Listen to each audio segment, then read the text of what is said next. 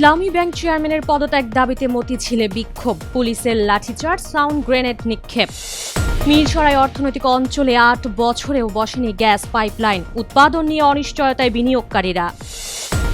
বাধ্য হয়ে বাড়ানো হয়েছে জ্বালানির দাম, বললেন প্রতিমন্ত্রী। আন্তর্জাতিক বাজারে কমলে দেশেও দ্রুত সমন্বয়ের আশ্বাস। জনতুষ্টি নয়, দীর্ঘমেয়াদী স্বার্থে সিদ্ধান্ত নিচ্ছে সরকার, বললেন তথ্যমন্ত্রী। গণমাধ্যমে হস্তক্ষেপ রোধে জিরো টলারেন্স ঘোষণা। ইরানের গোরুক শহর ও কেশম দ্বীপে যুক্তরাষ্ট্রের হামলা, মার্কিন বিমান ঘাঁটিতে পাল্টা আক্রমণের দাবি আইআরজিসির। স্বাগত জানাচ্ছি দ্য বিজনেস স্ট্যান্ডার্ডের নিয়মিত আয়োজন টিভিএস রাত ৮টার সংবাদে। সঙ্গে আছি তামান্না খন্দকার। দেখছিলেন সংবাদ শিরোনাম, এবার বিস্তারিত। ইসলামী ব্যাংক বাংলাদেশ পিএলসির নতুন চেয়ারম্যানের পদত্যাগ দাবিতে ব্যাংকটির প্রধান কার্যালয়ের সামনে বিক্ষোভের ঘটনা ঘটেছে। বিক্ষোভকারীদের ছত্রভঙ্গে জলকামান ও টিয়ারশেল ব্যবহার করেছে পুলিশ। ১ জুন সকাল থেকে বিক্ষোভকারীরা কনসাস কাস্টমার্স ফোরাম ব্যানারে ব্যাংকের সামনে জড়ো হন। তারা মানববন্ধন করে নতুন চেয়ারম্যানের পদত্যাগের দাবি জানান এবং বিভিন্ন স্লোগান দেন। এক পর্যায়ে পরিস্থিতি উত্তপ্ত হয়ে উঠলে পুলিশের সঙ্গে বিক্ষোভকারীদের সংঘর্ষ হয়। সকাল 9:30টার দিকে পুলিশ লাঠিচার্জ, জলকামান ও টিয়ারশেল ব্যবহার করে বিক্ষোভকারীদের সরিয়ে দেয়। এ সময় ধাওয়া পাল্টা ধাওয়ার ঘটনাও ঘটে, আহত হন কয়েকজন। চট্টগ্রামের মিরসরাই অর্থনৈতিক অঞ্চলে উন্নয়ন কাজ শুরুর পর প্রায় ৮ বছর পেরিয়ে গেলেও এখনও স্থাপন করা হয়নি নিজস্ব গ্যাস সঞ্চালন পাইপলাইন। এতে বিনিয়োগকারীরা কারখানায় উৎপাদন শুরু করা নিয়ে পড়েছেন চরম অনিশ্চয়তায়। কারখানার নির্মাণ কাজ শেষ করে যন্ত্রপাতি স্থাপন করা বেশ কিছু কোম্পানি বলছে, গ্যাস সরবরাহ না থাকায় পিছিয়ে যাচ্ছে কার্যক্রম। এতে দেশের বৃহত্তম এই অর্থনৈতিক অঞ্চলের ওপর বিনিয়োগকারীদের আস্থা ক্ষতিগ্রস্ত হচ্ছে।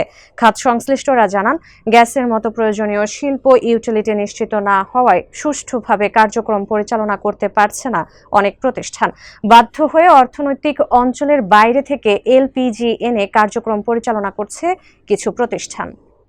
আন্তর্জাতিক বাজারের পরিস্থিতি এবং মধ্যপ্রাচ্যের চলমান সংকটের কারণে সরকার বাধ্য হয়ে জ্বালানি তেলের দাম সমন্বয় করেছে বলে জানিয়েছেন বিদ্যুৎ, জ্বালানি ও খনিজ সম্পদ প্রতিমন্ত্রী অনিন্দ্য ইসলাম অমিত। তবে বৈশ্বিক বাজারে দাম কমলে দেশের বাজারেও দ্রুত সেই সুবিধা ভোক্তাদের কাছে পৌঁছে দেওয়া হবে বলে আশ্বাস দেন তিনি। ১ জুন সচিবালয়ে সাংবাদিকদের সঙ্গে আলাপকালে প্রতিমন্ত্রী এসব কথা বলেন। জানান, দেশে প্রতি মাসেই জ্বালানি তেলের মূল্য সমন্বয়ের একটি প্রক্রিয়া রয়েছে। তবে এপ্রিল মাসে সমন্বয় হওয়ায় মে মাসে নতুন করে কোনো পরিবর্তন আনা হয়নি। ৩১ মে রাতে জারি করা প্রজ্ঞাপনে ডিজেলের দাম অপরিবর্তিত রেখে কেরোসিন, পেট্রোল ও অকটেনের দাম লিটার প্রতি ৫ টাকা বাড়ানো হয়। জনতুষ্টি নয়, দীর্ঘমেয়াদী স্বার্থে সরকার সিদ্ধান্ত নিচ্ছে বলে জানিয়েছেন তথ্য সম্প্রচার মন্ত্রী জহিরুদ্দিন স্বপন। সচিবালয়ে নিজ দপ্তরে ১ জুন সাংবাদিকদের সঙ্গে মত বিনিময়কালে তিনি একথা বলেন। এ সময় মূলধারার গণমাধ্যম কর্মীদের পেশা চর্চার ক্ষেত্রে যে কোনো ধরনের অনৈতিক বাধা বা হস্তক্ষেপ মোকাবিলায় সরকার জিরো টলারেন্স নীতি অবলম্বন করবে বলে জানান মন্ত্রী। বলেন, গণমাধ্যমকে সম্পূর্ণ স্বাধীন ও স্বচ্ছ রাখার পরিবেশ নিশ্চিত করাই সরকারের মূল লক্ষ্য। অকাট্য তথ্য প্রমাণ ও সুনির্দিষ্ট অভিযোগ ছাড়া মূলধারার সাংবাদিককে হয়রানি বা হেনস্থার মধ্যে পড়তে দেওয়া হবে না বলেও আশ্বস্ত করেন তথ্যমন্ত্রী।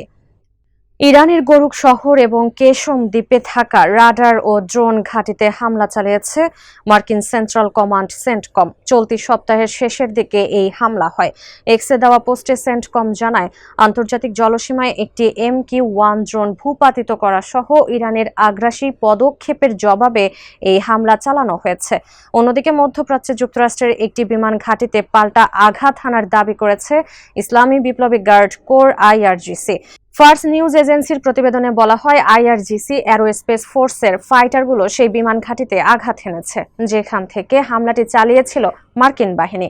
তবে ওই বিমান ঘাঁটির সুনির্দিষ্ট অবস্থান প্রকাশ করেনি IRGC। দর্শক, এই ছিল টিভিএস রাত ৮টার সংবাদে। এতক্ষণ সাথে থাকার জন্য ধন্যবাদ সবাইকে।